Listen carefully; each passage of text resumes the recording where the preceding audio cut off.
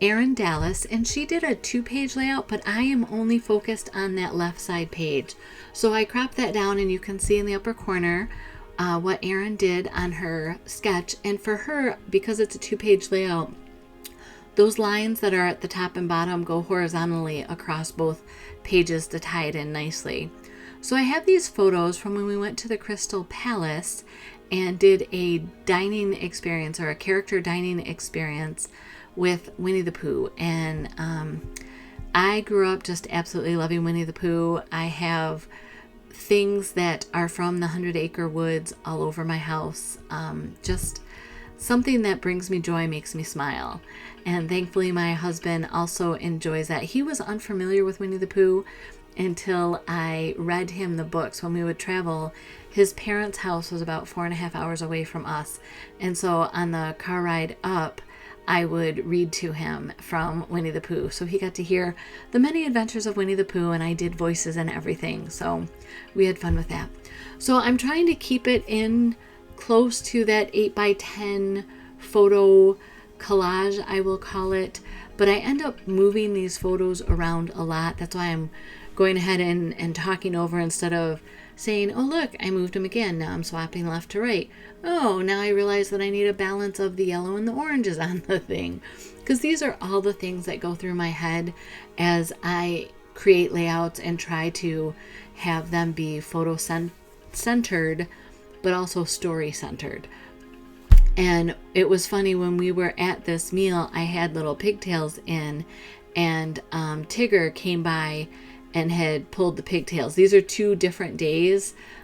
One of them we made a reservation for, and then one of them, it was funny, we were kind of talking about how much fun it was, and this couple came up and said, we have reservations that we can't use, and back then they just gave us the tickets to go in and use their reservations, so we got to go 2 days. But so I had these pigtails in, and anyhow, Tigger had come up behind me and he was like holding the pigtails up, so that was fun.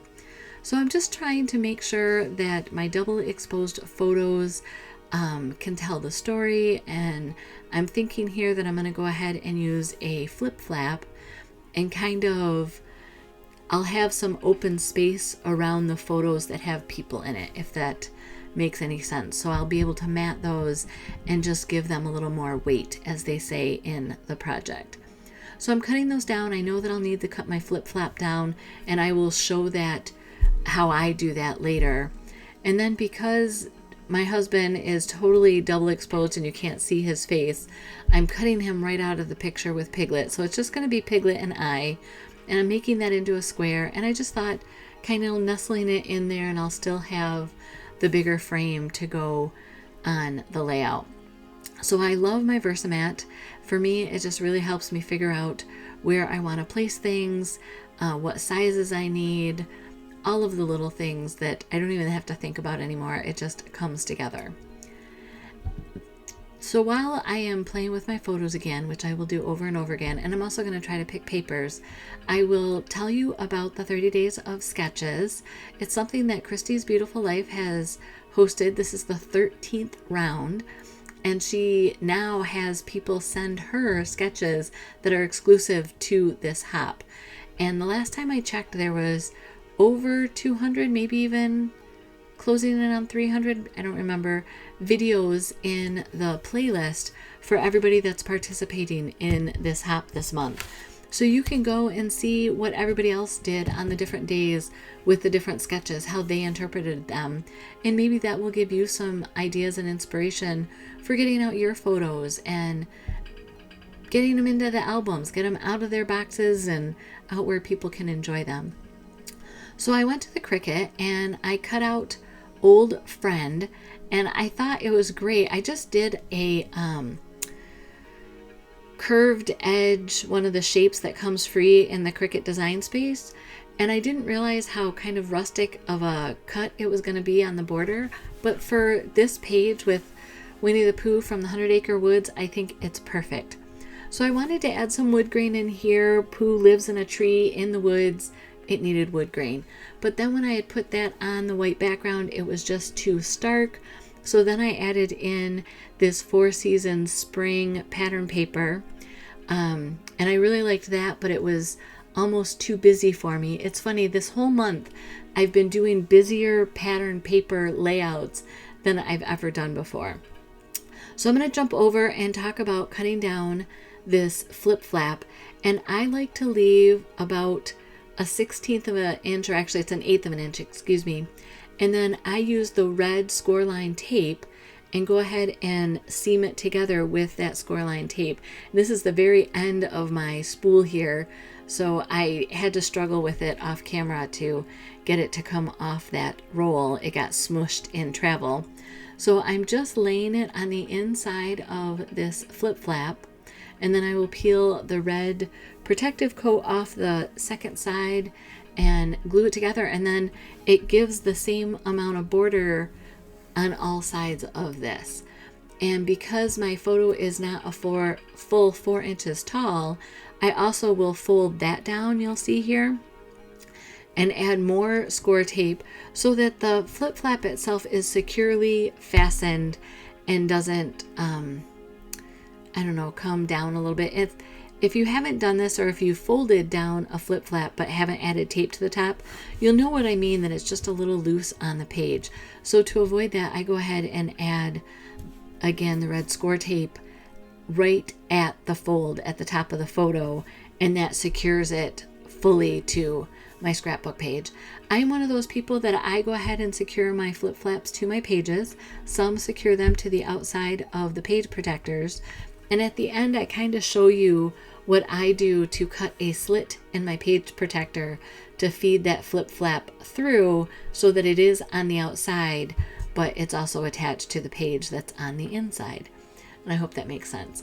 So I have that attached now, and now I'm securing both the flip flap adhesive and that red score tape. And for our Eeyore topiary, I go ahead and line it up with the photo from the front, and then just press it down so that I know you don't see any of the edges of the photo and it's not too tall or too short on here. Now I remembered, it was funny, I was doing this and I was like, oh, I don't have any Winnie the Pooh Cricut cuts, because that's what I'm doing this month. Is I am using the color Candy Apple Red, as well as some Cricut cutouts that I had assembled from the Mickey and Friends Cricut cartridge set. And then these stickers and other ephemera that I've gathered over the years from Disney. And I had almost forgotten that I had all of these Winnie the Pooh stickers. So I'm going to use, it's Tigger and Piglet and Pooh and Eeyore all together, and going to use that as one of my embellishments. So here I want to draw your eye to my Friends title. It's just on cardstock with the Sundance cardstock underneath. And it's funny, the background paper is a little too busy for me.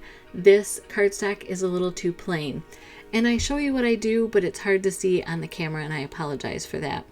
So I'm looking over my stickers, see if there's any more that I can use, what's going to work. If there was like a kanga or a rabbit or even an owl that was a full body, I probably would have used it, but they didn't have any, they only had the heads.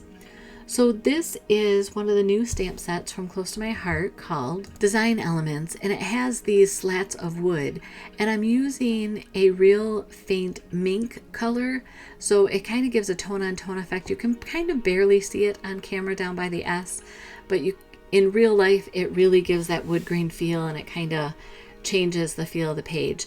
So because that background was so bright, I wanted to kind of muddy the waters again. So using mink ink, I'm just taking that ink pad and lightly, you can't tell on camera, but just real lightly skimming it across the outside of this page. Because the photo mat covers the inside, I didn't need to do all of it. But again, it just takes the brightness away from that white and gives it a softer look. So to do that same thing with the Sundance, I'm taking the Sundance shimmer brush, and again, because it's tone on tone, it's hard to see on camera. You can see it a little bit, but it almost gives it that wood grain look, but it just has two different colors to it, or just shades different. So when I put it under the Friends title, it just gives it some more interest. And like I said, it's hard to see on camera, but in real life, it really made a difference. So I'm going to glue those together. I will also put the centers to the letters in there. And I wanted a post sign, and I knew I had one, so I went to my stamps and found this one. I think it's Camping Fever or something like that, and it has this great wooden post and sign. So I went ahead and put Crystal Palace on there because that's where we were having our breakfast. And then underneath that flip flap, I didn't have another photo, so I'm going to make a journaling spot and going to go ahead and use one of those stickers again. The red, I don't know what it is about the day and creating this, but it was just a little too stark for me, too clean. So I went ahead and took my emery board and just sanding off a little bit of the color to give it more interest. It kind of goes with what I did for the Friends placard with the shimmer brush and stamping. So my favorite journaling jots, journal lines, I'm using this stamp set again.